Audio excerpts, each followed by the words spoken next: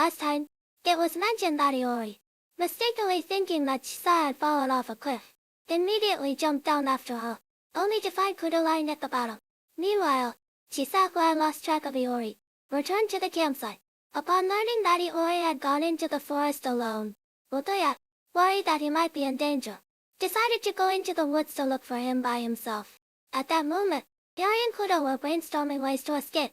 Kudo asked Hitori if he had considered contacting the others before jumping down.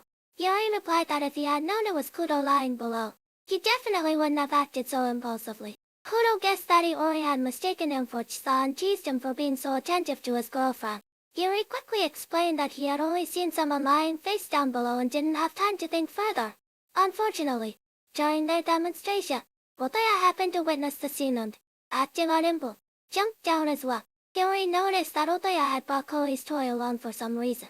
Otoya explained that it was to deceive Chisa. Otherwise, Chisa would have taken matters into her own hands and come after Hitori with a steel needle. Just then, Hitori discovered a strange button on the back of the toy. Out of curiosity, he pressed it, and the sound it emitted immediately attracted Koi. Now, the number of stranded people was enough to form a mahjong table. With the situation as it was, the group decided to start a fire and see if they could find some food nearby. So, they found a few mushrooms and some leftover food from other travelers. After grilling the mushrooms, Hitori and Koi offered them to Kudo first. Suspicious that the two might be trying to poison him, Kudo declined and opted for the other food instead. To his surprise, the other food turned out to be terrible, while the mushrooms were delicious. While waiting for rescue, Hitori asked Kudo why he had given up on the idea of the mixer so easily that morning. Kudo explained that he was considering Tokita the others' feelings. Like him, they were about to become fourth-year students, and this event could be considered their final club memory. After hearing this, Hitori and the others realized that their seniors, who had always been there for them, were really about to leave the club. They decided to organize a farewell event for Tokita and the others. Just then, voices were heard from above. It was Tokita and Katobuki. With their help, the group was finally rescued. The next day, Hitori and Koi asked Azusa if she wanted to go cliff diving with them. Azusa suggested inviting Nanakai along, as it might give them a chance to see her swimsuit get washed off by the water. Without delay, they called Nanakai over. Unfortunately, Tokita and Katobuki also noticed the activity and decided to join it.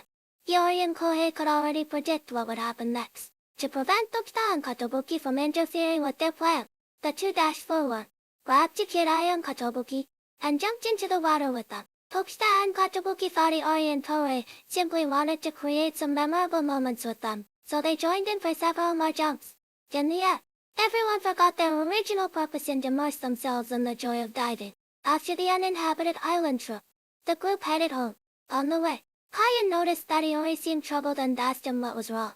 Hitori explained that something that happened the previous night made him realize that some relationships couldn't remain unchanged forever. Chisa, who was nearby, didn't realize Hitori was referring to Tokita and the others leaving the club. Instead, she misunderstood, thinking Hitori had developed romantic feelings for her.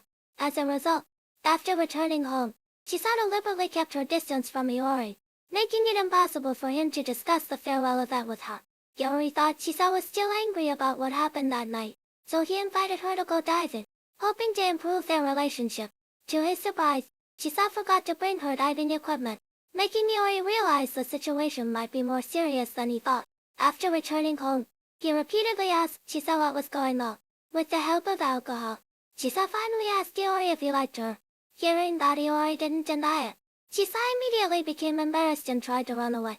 Hitori quickly stopped her, explaining that his feelings for her were like those for family. After clarifying that Chisa had misunderstood because he had seen her body and assumed he had developed romantic feelings, Hitori helplessly remarked that while Chisa's figure was indeed nice, she had also seen his body many times. This comment turned him a beating from Chisa. Eventually, their relationship returned to normal. After understanding Hitori's thought, Chisa suggested that if that was the case, why not go diving abroad? However, for that, Hitori and the others would need to obtain the next level of diving certification. The story of Chisa and Hitori pauses here for now. What interesting events will happen next can only be revealed in the third season. Stay tuned to my channel for the latest updates on new anime episodes.